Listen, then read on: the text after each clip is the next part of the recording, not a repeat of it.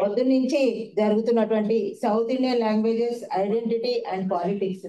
నిజానికి గొప్ప గొప్ప వక్తలు వచ్చారు. భక్తులందరూ కూడా వాళ్ళ అభిప్రాయాలను చాలా వాళ్ళ పరిధిలో వాళ్ళ వ్యూహంతో వాళ్ళ దృక్పథంతో చెప్పినటువంటివన్నీ మనం విన్నాము. ఇప్పుడు చివరి ఆఖరి దశకు వచ్చాము. చివరి అంకం మన వాల్డక్టరీ ఫంక్షన్.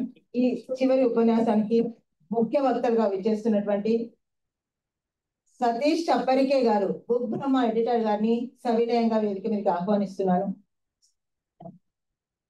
సతీష్ చప్పరికే గారు బుక్ బ్రహ్మ అని బెంగళూరులో బుక్ బ్రహ్మ అని ఒక ఫెస్టివల్, అంటే యాక్చువల్ గా ఆయనే అది ప్రారంభించి బుక్ బ్రహ్మ గురించి చాలా బెంగళూరుని ఇన్స్పిరేషన్ గా తీసుకొని మనం కూడా మళ్ళీ ఛాయ సాహిత్యోత్సవం జరుపుకున్నాము. దానికి ప్రేరణగా నిలిచినటువంటి సతీష్ చప్పరికే గారిని స్వాగతం పలుకుతున్నాను. సతీష్ చప్పరికే గారికి పూలగుచ్చం ఇవ్వవలసిందిగా రాఘవేంద్రని తెలుస్తున్నాను. ఈనాటి సాయంత్రం సమావేశానికి ఇఫ్లో నుంచి వచ్చినటువంటి ప్రొఫెసర్ కె సత్యనారాయణ గారిని సవినయంగా వేదిక మీకు ఆహ్వానిస్తున్నాను. సత్యనారాయణ గారు దళిత సాహిత్యం పైన ముఖ్యంగా ఎక్కువగా దళిత్ పర్స్పెక్టివ్స్ లో రివ్యూలు రాస్తూ ఉంటారు. ముఖ్యంగా ఇంగ్లీష్ లాంగ్వేజ్ ప్రొఫెసర్ గా ఆయన ఇంగ్లీష్ కి దళిత్ కి మధ్య ఉన్నటువంటి దళిత లిటరేచర్ లో ఉన్నటువంటి కొత్త కోణాలని వెలికి చూస్తూ ఉన్నటువంటి సత్యనారాయణ గారిని వేదిక మీకు ఆహ్వానిస్తున్నాను. సత్యనారాయణ గారికి పుష్పగుచ్చం ఇవ్వవలసిందిగా డాక్టర్ మహేందర్ని ఇక ఈ సభకు అధ్యక్షత వహించాల్సిందిగా మా డైరెక్టర్ అకాడమిక్ పుష్ప చక్రపాణి గారిని సగౌరవంగా వేదిక మీకు ఆహ్వానిస్తున్నాను. పుష్ప చక్రపాణి గారు మా డైరెక్టర్ అకాడమిక్ పుష్ప చక్రపాణి గారితో పాటుగా మా రిజిస్ట్రార్ ఎల్వికే రెడ్డి గారిని సవినయంగా వేదిక మీకు ఆహ్వానిస్తున్నాను. నిజానికి మనకు ఒక ఇద్దరు అతిథులు రావాల్సి ఉంది. ఇద్దరు కూడా అనివార్య కారణాల వల్ల రాలేకపోయారు. వాల్డక్టరీ అడ్రస్ ఇవ్వవలసినటువంటి అరుణ్ మోజీ అనే ఆయన, వారికి ఏదో కోయంబత్తూరులో వాళ్ళ దగ్గర బంధువులకి బాలేక వెళ్ళిపోయారట. నిన్న రాత్రి ఆయన ఇన్ఫర్మేషన్ ఇచ్చారు, అందుకని ఆయన రాలేకపోయారు. మరొకరు వీరనారి చాకలి ఐలమ్మ మహిళా విశ్వవిద్యాలయం వైస్ ఛాన్సలర్ సూర్య ధనంజయ్ గారు ఇందాకే ఫోన్ చేసి అసలు ఆరోగ్యం బాగాలేదు, అందుకని రాలేకపోతున్నాను, గొంతు బాగాలేదని చెప్పారు. కాబట్టి అనివార్య కారణాల వల్ల రాలేకపోయినటువంటి వాళ్ళిద్దరిని వదిలేసి మనం ఇప్పుడు ఈ కార్యక్రమాన్ని కొనసాగిద్దాం. అందరికీ స్వాగతం, సుస్వాగతం. అండ్ మరొక అనుకోని అతిథిగా ఉన్నటువంటి దిలీప్ చవాన్ గారు, professor of English, SRTM university Nanded, వారిని సవినయంగా వేదిక మీకు ఆహ్వానిస్తున్నాను. వీరు linguistics, politics under colonialism, cost, class and language pedagogy మీద ప్రత్యేక కృషి చేసి ఉన్నారు. నిజానికి మనకి ఇద్దరు అతిథులు రాలేదు కాబట్టి మనం వీరిని కూడా ప్రత్యేకంగా ఆహ్వానిస్తున్నాము. ఇప్పుడు ఈ సభను కొనసాగించవలసిందిగా పుష్ప చక్రపాణి గారిని కోరుతున్నాను.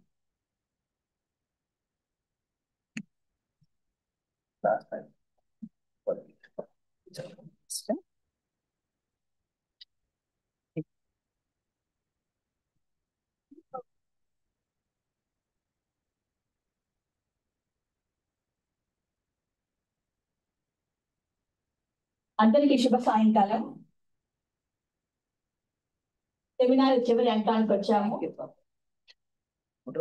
ప్రతి సమావేశానికైనా, ఏ సెమినార్ కైనా, ఏ కాన్ఫరెన్సెస్ కైనా చివరి అంకం వచ్చేసేసి the reflections. Indeed, this is the moment of reflection, and over the course of today, the seminar has offered not only academic discourses but also deeper reflection on the relationship between South Indian languages, identity and politics. So I welcome you all. Before that, before I give valedictory inaugural, I would like to invite, welcome once again our guests on the dais.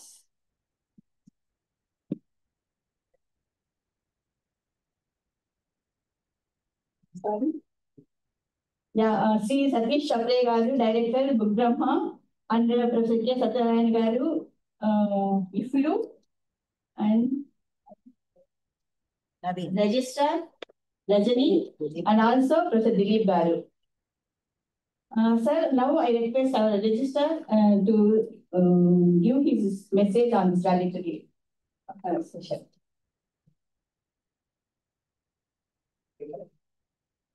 Thank you madam. వేదిక మీద ఉన్నటువంటి పెద్దలు, సమావేశంలో ఉన్న అందరికీ నమస్కారం. నిజానికి విశ్వవిద్యాలయాల్లో లేదా అంబేద్కర్ విశ్వవిద్యాలయం లాంటి ఇటువంటి చోట ఈ దక్షిణాది భాషలు లేదంటే హిందీ భాష రుద్దడం అనే అంశం మీదైనా లేకపోతే ఇంకొక రకమైనటువంటి పైన సదస్సు నిర్వహించడం మీద చాలా చర్చ జరిగింది. అయితే భారత తొలి ప్రధాని ఎందుకు చెప్తున్నానంటే భిన్నత్వంలో ఏకత్వం, భిన్నత్వంలో ఏకత్వం అని మనం 1వ తరగతి నుంచి చెప్తూనే ఉంటున్నాం. మరి ఆ భిన్నత్వంలో ఏకత్వం ఇప్పుడు కనిపిస్తుంది ఆ దేశంలో అనేది మనం ఆలోచించాలి. రెండోది, భారత తొలి ప్రధాని జవహర్లాల్ నెహ్రూ గారు చెప్తారు, యూనివర్సిటీలు అంటే ఊరికే ఏదో డిగ్రీలు ఇవ్వటం కాదు, చదువు చెప్పడం కాదు. చదువు అంటే ఏంటి? ఒక జ్ఞానాన్ని అందించటం. ఆ జ్ఞానం ఏ రకమైన జ్ఞానం?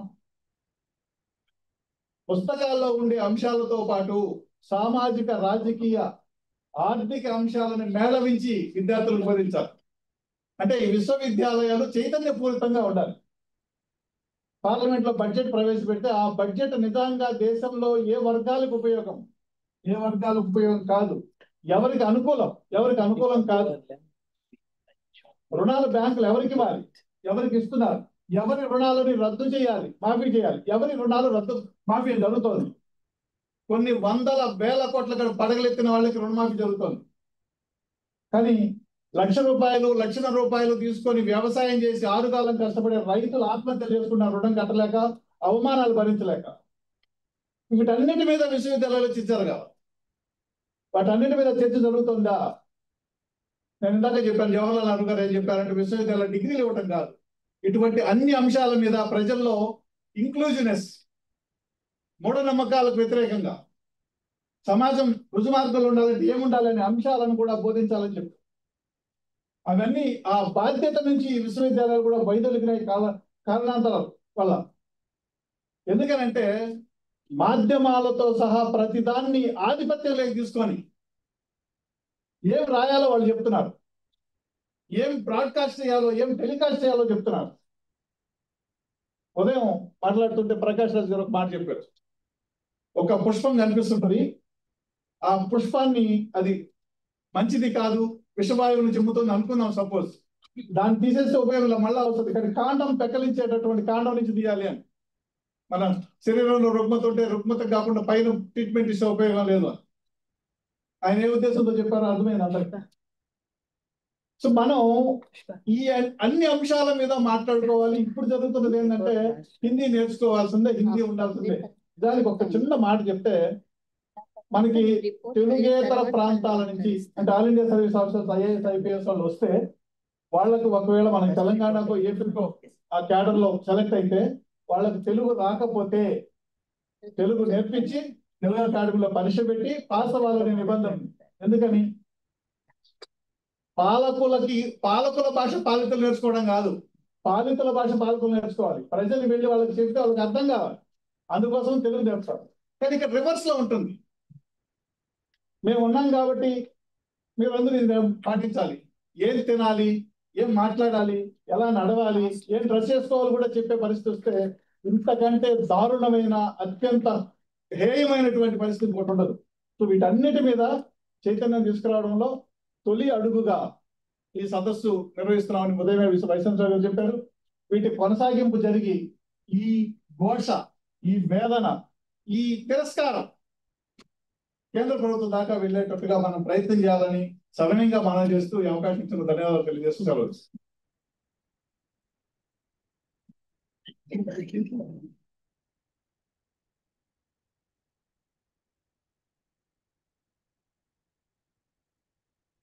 Thank you, sir. Sir, just for the sake of the speakers of the dais, I would like to just brief review today's morning what has happened. The seminar started with the inaugural speech by Sri Prakash Raj Garu, a well-known senior actor and social activist, followed by a keynote speech by Dr. K. Srinivas, who is the former editor and eminent journalist, and also Dr. Meena Kandasamy, a writer and activist, So followed by, we have 2 sessions before lunch and after sessions, where we had the panelists, Professor Tarakeshwar Garu, and Sri Arvind Warrior Garu, Dr. Jilakar Srinivas, and also Professor Parthasarathi and Dr. Venugopal. So what I feel this seminar is a special because it made some balance between rigorous scholarship and lived realities, and the balance between academic reflection and social responsibility. It was not only academic in nature, but deeply social and political in its engagement. The discussions remind us that language is never neutral. It carries identity, memory, resistance, and aspirations. The discussions clearly showed that language is not merely a medium of communication, but a site of power, culture, and democratic assertion. I am particularly happy that academicians and activities share the same platform, listen to each other, and debated with openness and respect to each other. This is the true strength of any university in that matter. So I congratulate the organizers once again for taking this seminar both intellectually rich and socially relevant. I hope the ideas generated here will travel beyond this hall into our research classrooms, publishing spaces, and public discourse also. With these reflections, I will now once again thank everyone for their presence here. And also, I now invite our esteemed valedictory speakers to share their thoughts on this seminar today. With these few words, I invite our esteemed valedictory speakers now. First, I would like to call upon Professor Dilip Garu to give his speech. Thank you.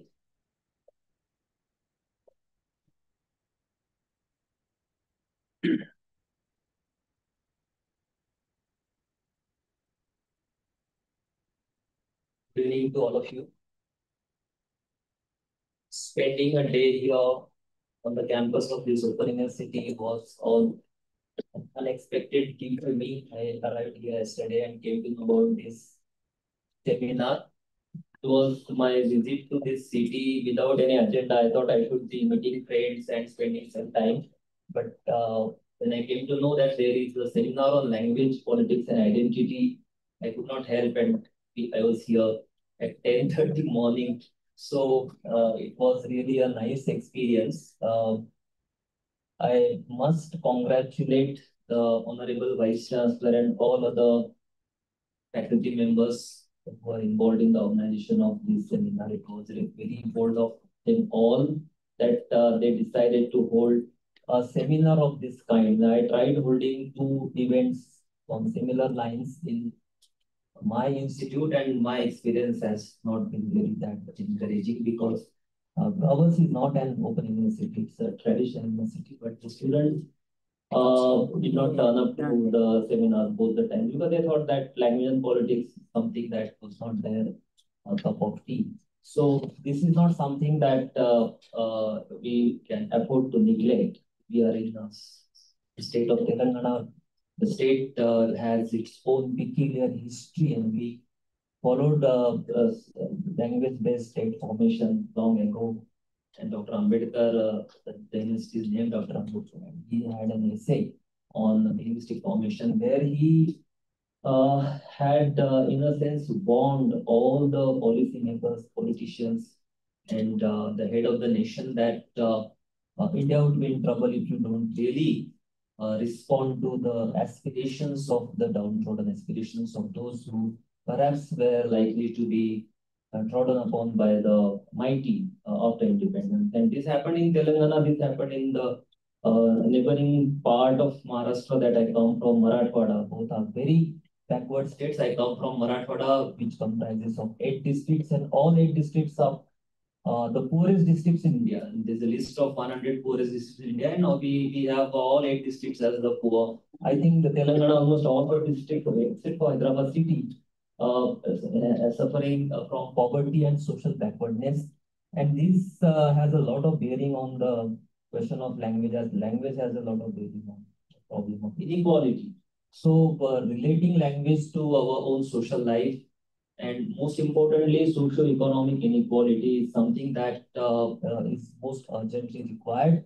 And I'm happy that this university took initiative in showing this kind of engagement, given that the forceful implementation of NEP will have very adverse impact on the language map in India. If you read the original document of National Education Policy 2020, you come to know that this document nowhere figures the word Telugu or Marathi. Quite shocking when I read the document. It was declared on the 29th of July 2020, and I happened to read the very day that it was announced. And I was shocked to know that the word Marathi was absolutely missing from the document, whereas the word Sanskrit appears so frequently in English.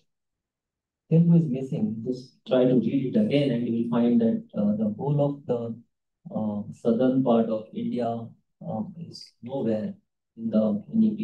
This year itself, in the beginning of this year, there was a very forceful attempt of imposing Hindi on Maharashtra, but there was a very strong opposition to that. We do believe that this is not just an imposition of the language, but this also is a threat to the very federal system of India, which is the central, we can say, pillar of the Indian constitution and democracy. Federalism is lost. I think India will lose as a nation, as a country, and we will ultimately end up in shattering into pieces.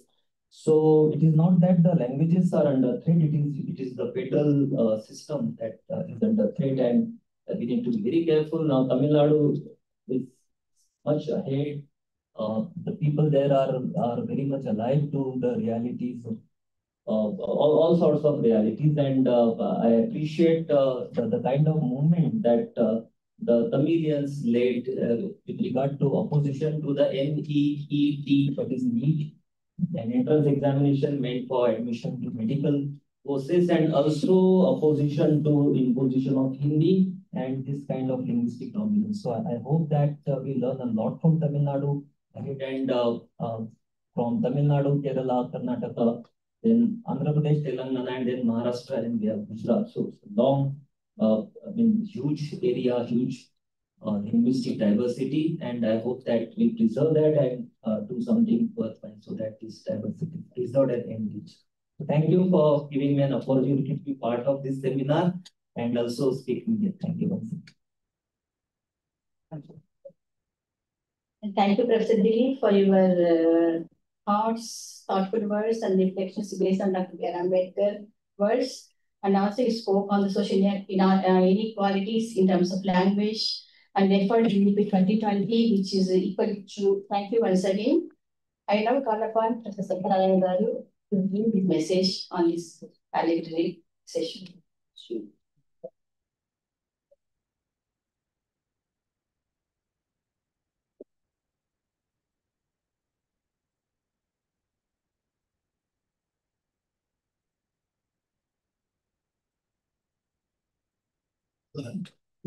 I'm very happy and privileged to be here as part of this deliberation today.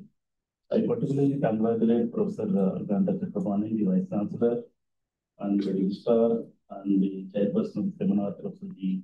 Chakrabarty, and the seminar Director, Professor Rajani, who has been contacting many of us for several years. I know that they have been working on this for 2-3 months, and all our colleagues have been contacted. And then finally, the organizing committee, headed by Professor K. Rani Rajika Madhuri, Dean Faculty of Arts, and all the other members of the organizing committee. So I congratulate them. It's a great success. And in fact, with Dilip, we were talking about this. If this was held during the Telangana struggle, then this hall would have been full. A lot of people have come. So now that we have got Telangana state, so we started discussing everything about language, which is such a very kind of important issue, because I've seen several events during the Telangana struggle, anything related to language, linguistic identity, culture. So lots of people used to come. So to continue that spirit, I think that's a tradition that you're continuing. I'm very happy that you're doing. And then so there are two things when I followed the discussions in the afternoon. One is that how it is not simply an issue of linguistic identity, but it is also an issue of politics in terms of who is kind of controlling the central government, who is controlling the state government, and the larger socio-political and economic system that we have to understand and fight if you want to think of equality on the basis of language and so on. And also, I think two important phrases that I noticed. One is that the Hindi domination, I think which everybody kind of more or less understood that broadly this whole thing is about Hindi domination, which is a ghost that we have been living with several kind of years from even before independence, and it's coming back in the form of new education policy. And of course, the issue also of North-South divide, because these are important concerns today in the Hindu domination and North-South divide, because increasingly we see that aggressive kind of centralization that is happening now on many aspects of state center subjects, on huge education, and many other aspects, central government is making rules and regulations.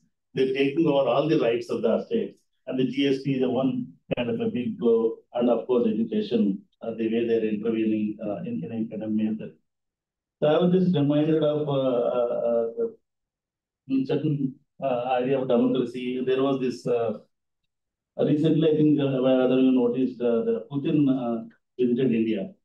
So it's not about Putin or not about Modi, but there was an interview conducted by one English TV channel, India Today. So it's like two English journalists, and then Putin was sitting there, and then they were talking. Continuously, Putin was speaking only in Russian. He's speaking in Russian, and these two English journalists are speaking in English. And then we can hear in English. The whole thing we can hear in English. So Putin is kind of continuously speaking. Simultaneously, he could hear what the people speaking in English, then he could hear what the other people are saying, and then he would respond, and then one thing is televised to us in that language. So this is not something that is new, because this happens in parliament, this happens in UN, this happens in other places. This can happen anywhere. For example, here, like various speakers are speaking in Telugu, but there are many others who don't follow. If you have that kind of a technology, all of us can have a mic system, and then we can actually correspond. But we don't believe in that. We don't believe in democracy in terms of communication, effective communication. It's enough that we speak. Well, our prime minister and others, they go abroad and they speak in Hindi only.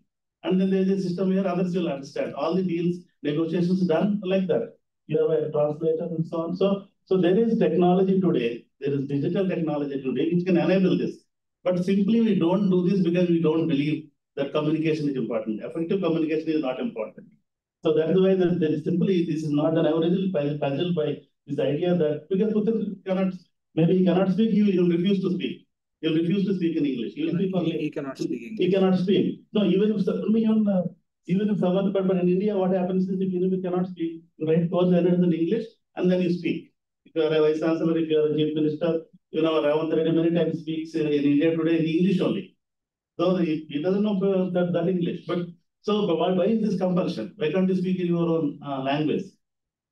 And so I think from the days of Ambedkar, I just want to briefly say a few words about the Ambedkar's own arguments about language and democracy, because ultimately it's all about democracy, democratic relations, building a democratic society. So Ambedkar's name was invoked very, very highly and during the Telangana struggle. Though he wrote his articles and so on in the 50s itself, 60s itself, he was also criticized what Venu was calling the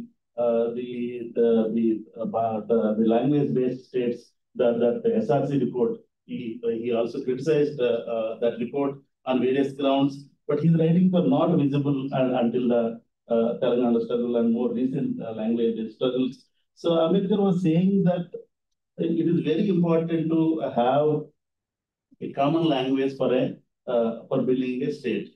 So there he makes this distinction that you can have any number of states with a common language. You can also have a state with one language. So common language is very important for efficient communication and also administrative efficiency and also for democracy and also largely for a kind of a national kind of unity and so on. He's proposing that states like North Indian states, particularly, because he also talks about the North-South divide. Then he proposed the UP should be divided, Bihar should be divided, Madhya Pradesh should be divided into several states because of administrative efficiency. And also the larger concern is that minorities' rights and SC rights will be violated in some of these very large, dominant kinds of states. If you want to ensure democracy, if you want to ensure that there is no communal majority, then you should have actually smaller states. Smaller states will kind of foster fellow feeling and also effective communication, and also largely it will lead to certain kind of federal democracy. Of course, Ambedkar also, when it comes to the question of national language, was not kind of very vocal, or not very clear. So he was while they agreed in the Constituent Assembly for English, but he was also hoping that Hindi will one day bring some kind of unity. There is certain kind of centrist tendency there. Otherwise, largely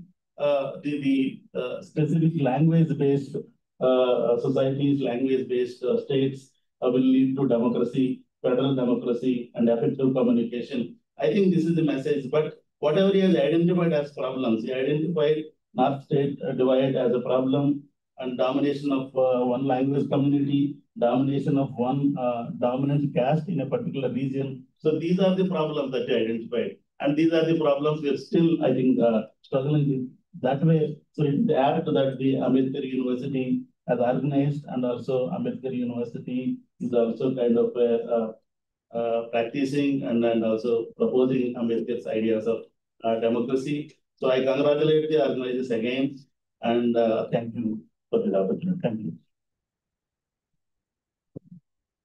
Thank you, sir. Thank you, Satyanarayana Garu, for your nice speech, which, as Professor Tarakesha said in the morning his speech, he mentioned that technology bringing out one's own language, right? But yeah, వీరంటూ ప్రతి భాషకి కూడా ఒక identity ఉండాలా అన్నదే ఈ conference యొక్క ముఖ్య ఉద్దేశం కూడాను. దాని చుట్టూతే ఉదయం నుంచి జరిగినటువంటి సంభాషణలు కూడా జరిగాయి sir. Thank you very much. Now I request Satish Shabde garu, Director Bukdama, to give his message. Luckily, I'm not an academician. I'm a journalist, author turned journalist. So I'll wind up very quickly. I'll give you breaking news how this hegemony comes into your doorstep. Yesterday, the Central Sahitya Academy should have announced the awards, and it has been stopped because now there is a MOU between the ministry and the academies. What if they prepare a list now? Our awardees list, they have to get a permission from the ministry.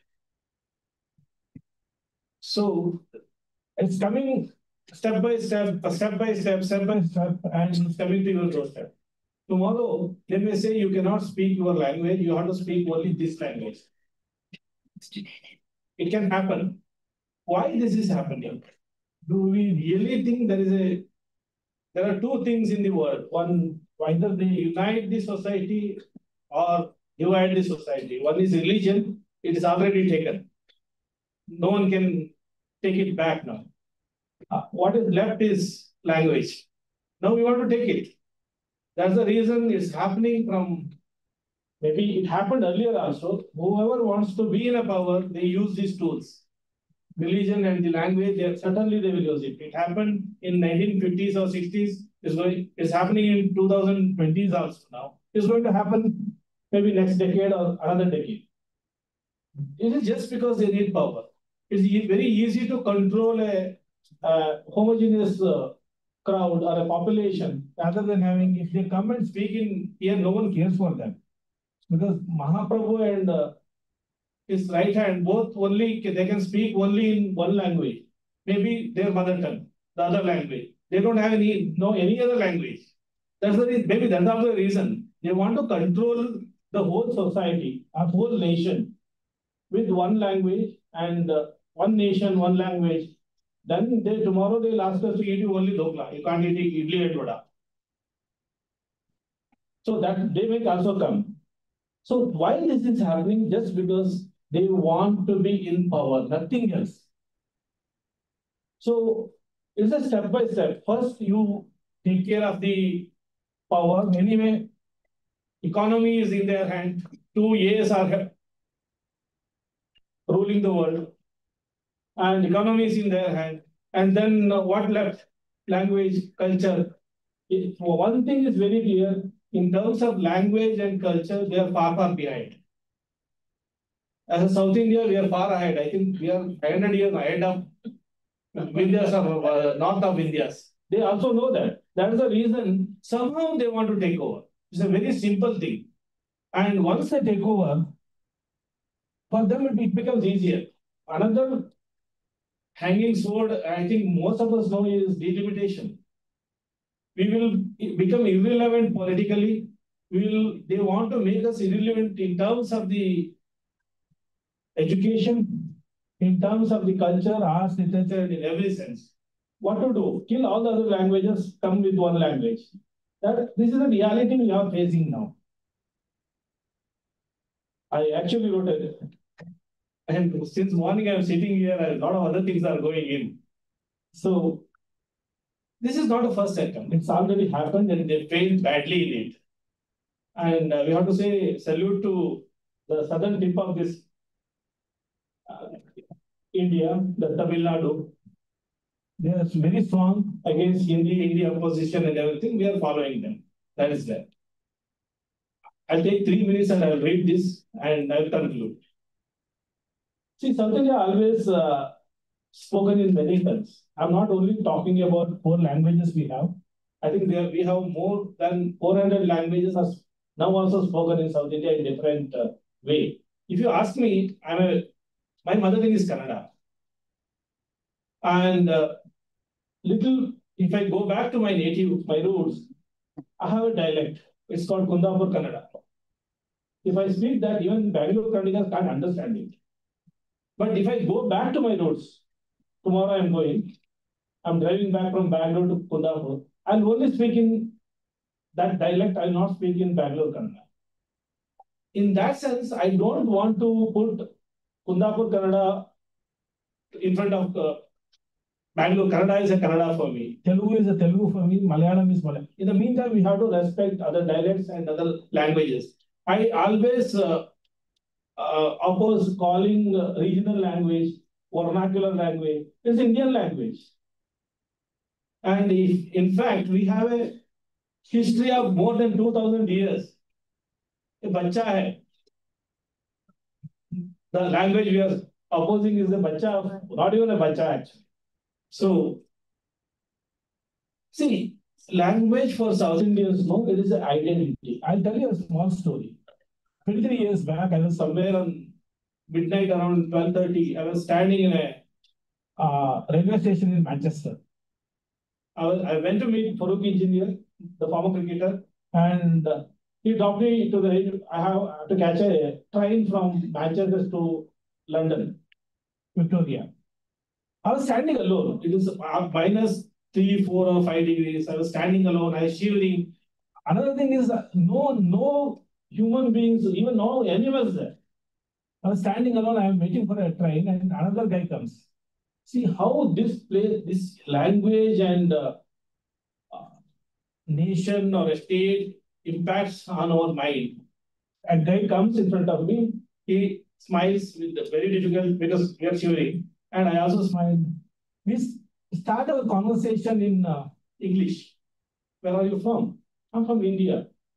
Then slowly he says, I'm from Bangalore. Then I said, I'm also from Bangalore. And then he says, can we speak in Kannada? Okay, we'll speak in Kannada. We started conversing in Kannada actually. This really happened with me. Then slowly I came to know he's from my native. So immediately it is like as if we got our own, we are somewhere near in the coastal Karnataka, standing in the market of Kundapur and speaking like as if we are born together. So this is the uniting capacity of a language and also religion. This can also break. It's easy to break and rule, no? If you unite, it's very difficult to rule a population. If you break them, it's easy to rule them. It happened all along the history. I'm not telling a new history or writing a new history. It happened in front of us only. So language has that much of power. I don't want to talk about religion because it's completely taken over and they're using it, they came into power. It's fine. See, these 4 languages we consider instead of putting the smaller languages, or we have in the Karnataka, Tulu, Kodava, Bari, I think even the Dakkani, Urdu, and other languages are in Telangana. I call it as Andhra Pradesh. You guys will let me know. Telangana and Andhra Pradesh now. So, see, these 4 languages, if I consider, they are not only mere languages for us. They have shaped not only the literature, but our ways of thinking, our social movements, and our politics and our everyday lives also. And these languages are not mere instruments of communication. If someone says languages are just communication, I won't accept it. They are repositories of memory, identity, resistance, and creativity also. Within them resides centuries of poetry, philosophy, dissent, devotion, and dialogue also.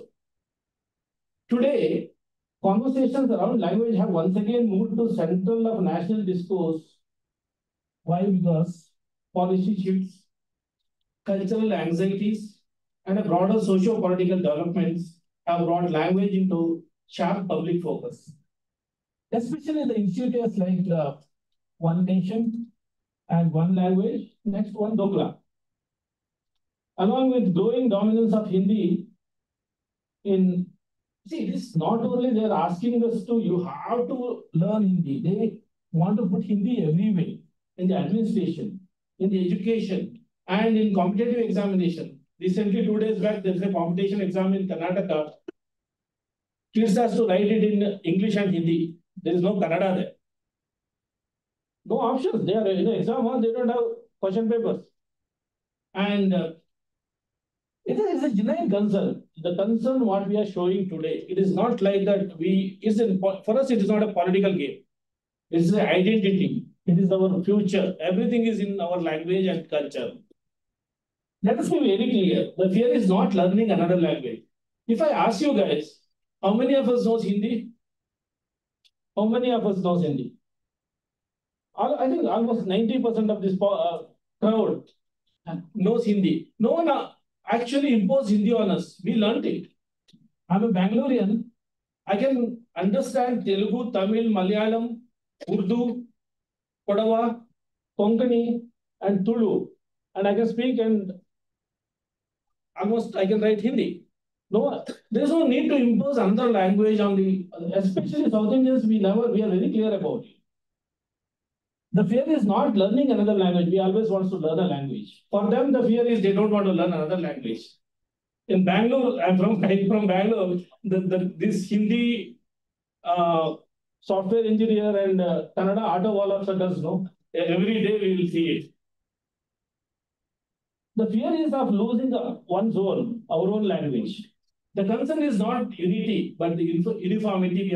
We are concerned about the uniformity they want to bring in just for the sake of their power, hunger.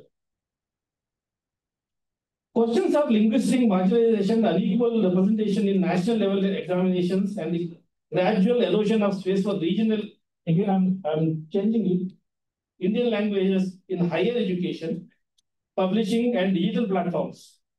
Sir just told, there is no need to learn all the languages now. There are AI tools. There is a earpiece. If you hear it, if you speak in some Hindi, I can understand it in Kannada. The same thing when Putin was speaking in his Russian language, these two beautiful Indian Goras sitting in front of him speaking in English, no one knows. And these guys are asking questions. What he is answering, these guys don't know. They are just asking questions. I'm a journalist. I observed it as a student. That's the reason I'm explaining it. See, in terms of federalism and our constitution, in its wisdom, India is a profoundly multilingual nation. Linguistics says the English schedule and the cultural and education rights were not incidental provisions. They were deliberate safeguards to ensure that democracy in India speaks in many voices. Yet we must acknowledge that the gap between constitutional vision and the administrative practice is steadily widening. Now it is widening, it is in a dangerous position. The question before us, therefore, is not merely political, it is deeply cultural, economical. How do we protect linguistic diversity without retreating into isolation? How do we celebrate plurality within allowing its descent into confrontation? This is precisely where literature becomes indispensable. Literature does not shout slogans, it listens. It does not impose language, it initiates or invites dialogues. It does not erase differences, it makes difference intelligible. This is a conviction we have because I'm speaking on behalf of Bukrama now. I have to say a few words about Bukrama Literature Festival. When we started Bukrama Literature Festival, those who don't know Bukrama Literature Festival, this is the only Indian language literature festival which brings all 4 languages, major languages and minor languages in southern state. We call Sora South. And we completed 2 editions. Last edition, we had 450 authors from 4 English also. We have panels, 5 languages, 450 authors, 3-day morning 10 to evening 9 o'clock. We had literature sessions and cultural performances in Bangalore. It happens every August 2nd Friday, Saturday, and Sunday. At BPLF, language is not a battlefield. It is a meeting ground. For example, imagine a Tamil can speak to a Kannada writer, a Tamil writer, and in the meantime, a Malayalam writer is sitting with a Telugu writer. They are conversing with each other. Many times they may not understand 100%, but they will converse. It's happening. For example, we always joke with a well-known writer, Jaimon. Jaimon always comes to BBLF, and we have 180 sessions. And he will have 180 sessions in the cafeteria area. Small sessions he will have.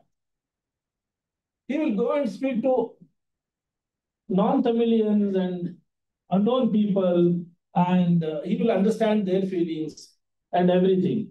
So that is the strength of bringing together people. The BBLF, what we call as Bukrama Literature Festival, is uniting the language. That is the only way we can save our identity and stop this dirty politics. We believe that meaningful conversation on language must emerge not only from the policy documents and official statements, but from poems, novels, essays, translation, and lived experiences. When writers from diverse linguistic traditions sit together, when readers encounter stories from cultures other than their own, something transformative occurs. Fear gives way to curiosity and appraisal to understanding. For example, I really take the pride because we did a Chaya Literature Festival here. It is an output of the Bukrama Literature Festival. Today, this is happening because we had a lot of conversation with Chakrapani sir about how to bring the South Indian languages and people together. This is the outcome. And I'm so thankful to the entire team, Chakrapani sir and the entire team. This type of effort is happening in a university. And according to me, every university in South India should do this. Every university. They should focus about the language, literature, art and culture. And through that, we can we can actually protect our identity and counter that dirty politics. At a time when regional languages risk being pushed to the margins of the higher education digital ecosystem, festival like BBLF reframe a simple yet profound truth. India's strength lies not in speaking the same language, but listening to each other's other languages. BPLF is a small but sincere effort to keep this multilingual imagination alive, to nurture constitutional values through cultural practice, and to ensure that our languages remain living, evolving, and interconnected. This land, especially South Indian identity, believes in the Constitution of India. we respect every language and we give space to all the cultures. That's the reason Hyderabad and Bangalore are like this now. If you would have stopped them, I don't know talk about it. But we also know how to protect our identity.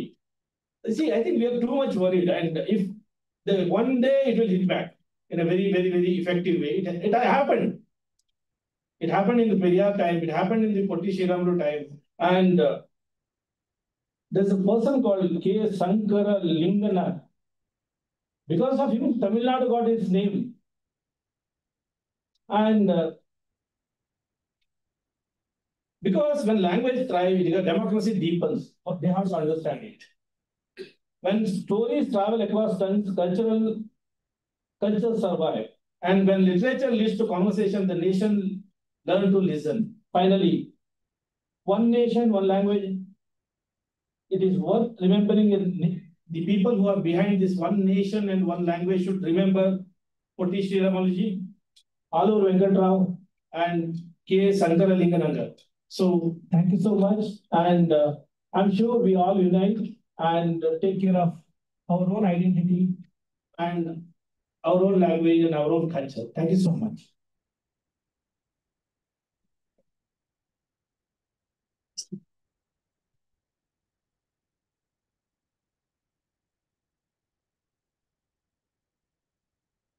Thank you, Satish Garu, for sharing your ideas.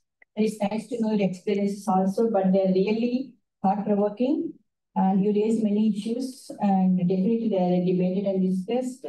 Definitely, everyone need to reflect on them.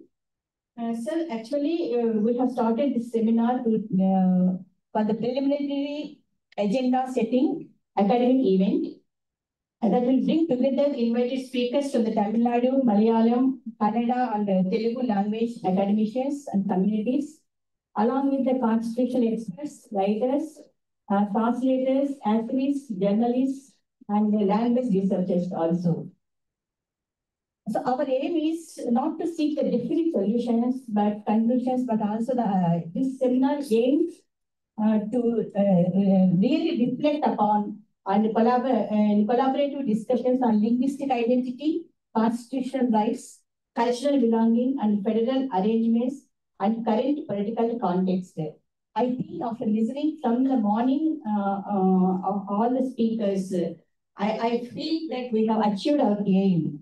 But we have just started, sir. As you said, it has to go a long way, and we will definitely move on in future also with the same spirit, with the same commitment to protect our identity and our languages too. Now I request Dr. Rajini to present the report of the seminar. Thank you, Director. Seminar report చదివే ముందుగా మొదట గంటా చక్రపాణి గారికి ముఖ్యంగా మా VC గారికి కృతజ్ఞతలు చెప్పాలి. ఈ సెమినార్ నిర్వహించడానికి వెనక ఉండి అన్ని రకాలుగా ఈ ఒక సపోర్ట్ ఇచ్చినటువంటి, అంటే నిజానికి మేము తెలుగు సాహిత్యం నుంచే పెట్టుకోవాలి అనుకున్నటువంటి సందర్భంలో తెలుగు సాహిత్యం కాకుండా ఒక సమకాలీన సంక్లిష్ట సమాజంలో మనం ఉన్నాము. ఆ సమాజంలో భాషల మీద ఏం జరుగుతుంది, భాషల అస్తిత్వాల మీద ఏం జరుగుతుంది, అన్ని భాషల్లో కలగలిపేటటువంటి ఒక వేదికగా మనం ఈ వేదికను మార్చాలి అన్నప్పుడు ఈ ఆలోచన ఘంటా చక్రపాణి గారికి వచ్చినటువంటి ఆలోచన. ఆ ఆలోచనను ఇంప్లిమెంట్ చేయడానికి మేము దాన్ని తెలుగు శాఖ నుంచి నిర్వహించాము. నిజానికి తెలుగు శాఖ నుంచి నిర్వహించే సమయంలో మాకు ఈ భాష గురించి కానీ అస్తిత్వాన్ని గురించి కానీ ఎవరు మాట్లాడతారు, అసలు తమిళంలో ఎవరు మాట్లాడతారు, మలయాళంలో ఎవరు మాట్లాడతారు, కన్నడలో ఎవరు మాట్లాడతారు అని 4 భాషల గురించి చాలా రీసెర్చ్ చేస్తూ వచ్చాము. నిజానికి 6 నెలల నుంచి జరుగుతున్న కార్యక్రమం. కానీ అనుకోకుండా వెరీ షార్ట్ నోటీస్ లో అందరినీ పిలవాల్సి వచ్చింది. ఒక వారం రోజుల టైంలో తారకేశ్వర్ గారు, నిజానికి అందరికీ నేను కృతజ్ఞతలు చెప్పాలి. తారకేశ్వర్ గారికి ప్రత్యేకంగా కృతజ్ఞతలు, మరియు పార్థసారథి గారికి, మరియు అరవింద్ వారియర్ గారికి, ఇంకా ఇక్కడ ఉన్నటువంటి మా తెలుగు శాఖకు సంబంధించినటువంటి నిత్యానందరావు గారు, పిల్లలమరి రాములు గారు, ఇంకా ఇప్పుడు మన వ్యాలిడేటరీ ఫంక్షన్కి వచ్చినటువంటి సతీష్ చప్పిరాల గారు, ఇంతమందికి, అంటే వీళ్ళందరూ కూడా చాలా షార్ట్ నోటీస్ లో మేము ఒక భాష మీద ఒక సెమినార్ పెడుతున్నాము, మీరు రావాలి అంటే మీనా కందస్వామి గారికి, మరియు ఎన్ వేణుగోపాల్కి, కె శ్రీనివాస్ గారికి, వీళ్ళందరూ వేరే వేరే విషయాల మీద మాట్లాడుతూ ఉన్నటువంటి ఒక గొప్ప గొప్ప స్పీకర్స్ అయి ఉండొచ్చు. కానీ మేము ఇచ్చినటువంటి టాపిక్ ఏదైతే ఉందో భాషా అస్తిత్వాలు రాజకీయం అనేటటువంటి దక్షిణాది భాషలు అస్తిత్వము రాజకీయాలు అనేటప్పటికీ వాళ్ళందరూ కూడా ఒక కొత్త విషయాన్ని కనుక్కున్నట్టుగా, నిజంగా ఇందాక డైరెక్టర్ చెప్పినట్టు ఇది ఒక ఫస్ట్ స్టెప్ మాత్రమే అని మా వీసీ గారు ఎప్పుడు అంటూ ఉంటారు. ఫస్ట్ స్టెప్ గా మేము ఈ ప్రారంభం చేశాము. ఇందాక చెప్పడం మర్చిపోయినటువంటి సత్యనారాయణ గారికి కూడా కృతజ్ఞతలు. ఇంకా ఎవరైనా మర్చిపోయినట్టయితే ప్రతి ఒక్కరికి పేరు పేరున కృతజ్ఞతలు. వారందరినీ అతి తొందరలో వారం రోజుల్లో వాళ్ళందరినీ ఒక స్పీకర్ గా ఇక్కడికి పిలవడం అనేది కొంచెం పాపం వాళ్ళకు కూడా కష్టసాధ్యమైన విషయం అయినా కూడా అందరూ వచ్చి ఈ సదస్సును విజయవంతం చేసినందుకు అందరికీ నా తరఫున మరియు మా ఆర్ట్స్ శాఖ తరఫున మరియు మా యూనివర్సిటీ తరఫున ప్రత్యేక ఇక సెమినార్ గురించి చాలా బ్రీఫ్ గా చెప్తాను. Department of Telugu conducted a one-day national seminar on South Indian language, identity and politics on 19th December 2020. The seminar included 4 sessions, namely inaugural session, first session, second session and valedictory. The inaugural session began with the presidential opening remarks by Honorable Vice Chancellor Professor Ganta Chakrapani. Honorable Vice Chancellor Professor Ganta Chakrapani, who presided over the seminar, said that the idea of one nation, one language is a misconception that threatens to erode the rich linguistic diversity that forms the foundation of our cultural heritage. Language is more than just a means of communication. It is a vital part of individual and collective identity. Next speaker, Prakash Raj garu, chief guest ga vachinatuvanti Prakash Raj garu. Sri Prakash Raj garu, senior actor and social activist, attended as the chief guest of the inaugural session. Sri Prakash Raj said that atrocities against languages are on the rise, undermining the respect and dignity of native speakers.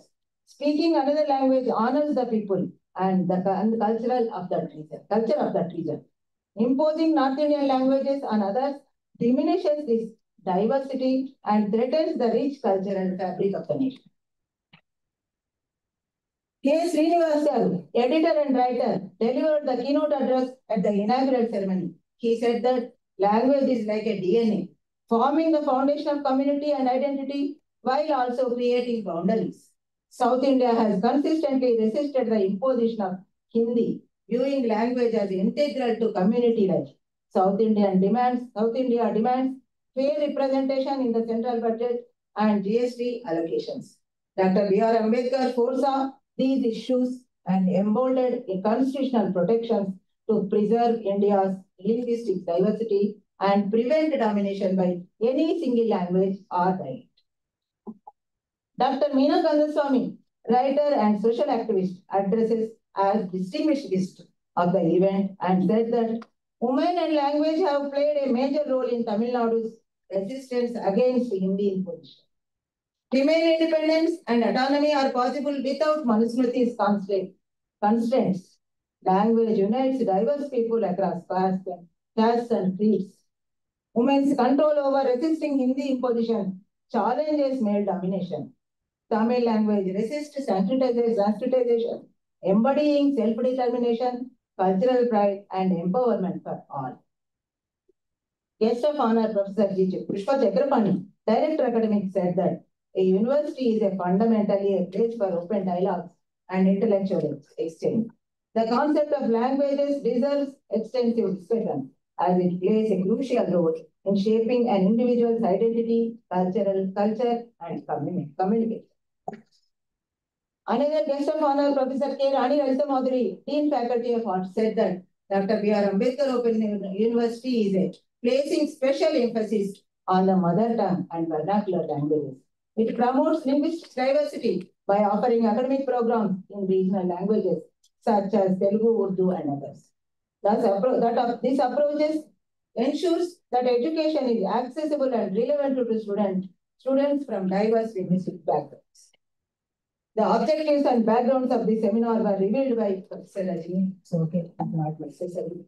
And session 1, Professor Pilanamari Ramulu, Department of Telugu, University of Hyderabad, chaired the session discussion. Professor Tarakeshwar, VP, Department of Translation Studies, IFLU, Sri Aravind Varya, Life Member, the Indian Society for Technical Education, Dr. Jilukara Srinivas, writer and social activist, were participated. The panelists were discussed about the political, social, economical issues related to the language.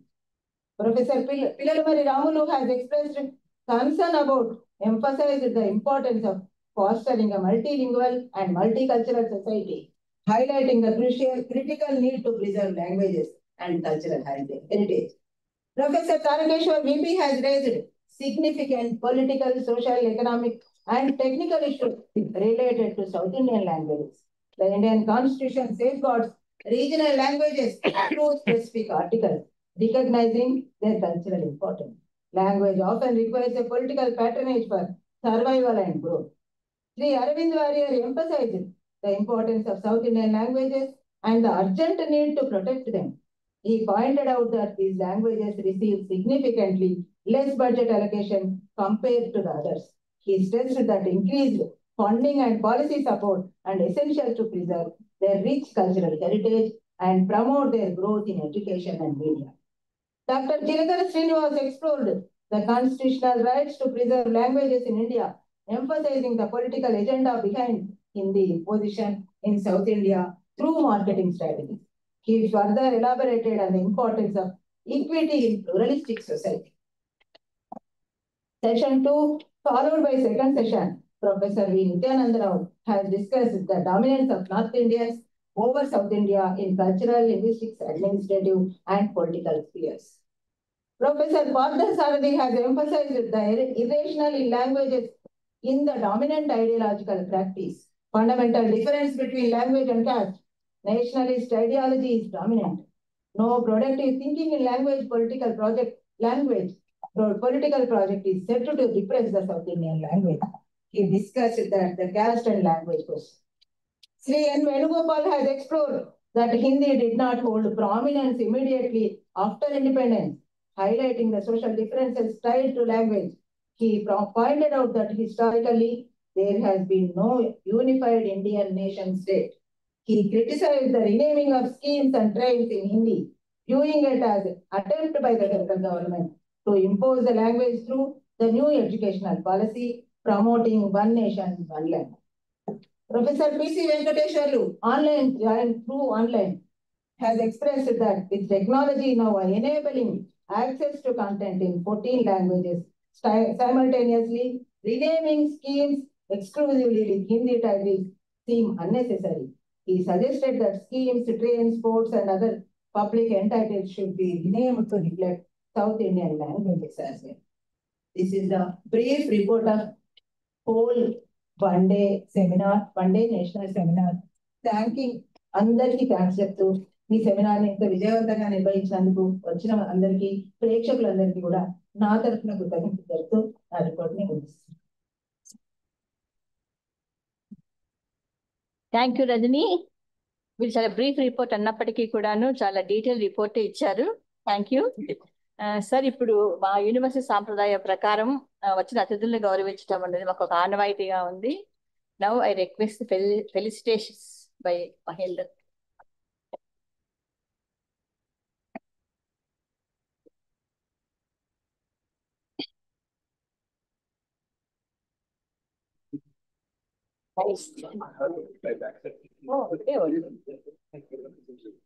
దాన్నంతా cut చేసి మొత్తం cut చేస్తే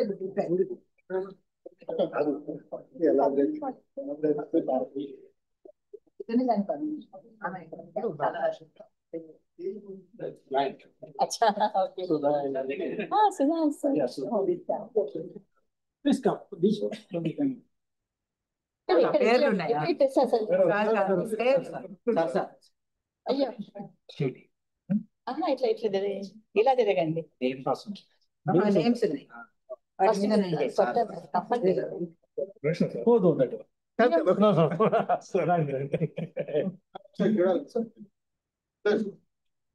Please come. So please come.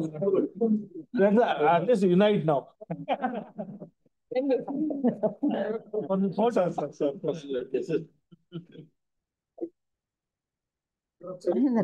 Yes. Okay. Thank you. Thank you, sir. Thank you.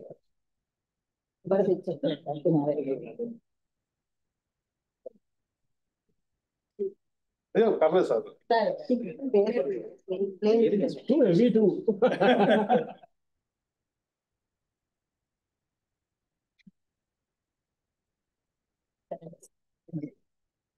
Sir మీరు కుట్టండి. బాబు.